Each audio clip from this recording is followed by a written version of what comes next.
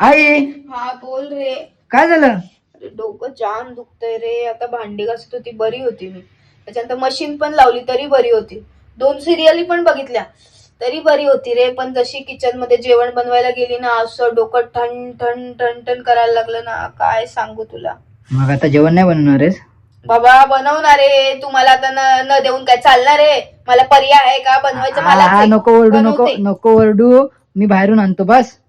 बाहेरून काय बाहेरून? काय रोज रोज काय पैसे काय झाडायला लागतात का? माझ्याकडे आहेत पैसे, माझ्या पैशाने आणतो बस. तू आणतोयस? हा.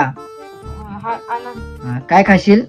काय पण आण बाबा, मी काय जास्त खाणार नाही, मी थोडंसंच खाणार बाबा. तरी काय थोडस पण काय खाशील? चायनीज आणू? हा आण चायनीज आण.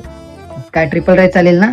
नको, तो शेर्पा राईस घेऊन ये. तो कसं तुम्हाला सगळ्यांना आवडतो ना शेर्पा राईस, म्हणून तो घेऊन ये. चालेल चालेल ठीक आहे. चल अजून? काय नाही बाबा, मी काय जास्त खाणार नाही. तंदुरी आण तंदुरी.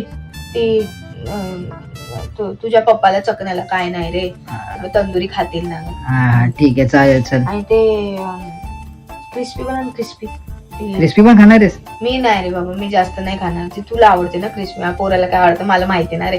क्रिस्पी थोडीशी घेऊन ये बस, बाकी काय नको. चालेल चल. आणि ते शेजवान चटणी एक्स्ट्राची घेऊन ये, म्हणजे कसं उद्या जर माझे डोकं परत दुखत असेल सकाळी, ते एक चपाती आहे आणि ती शेजवान चटणी तुला डब्याला देऊन टाकेल. हा ठीक आहे चालेल. चल. सूप पण घेऊन ये, एक सूप आण फक्त. ठीक आहे. अजून काय? नाही बस.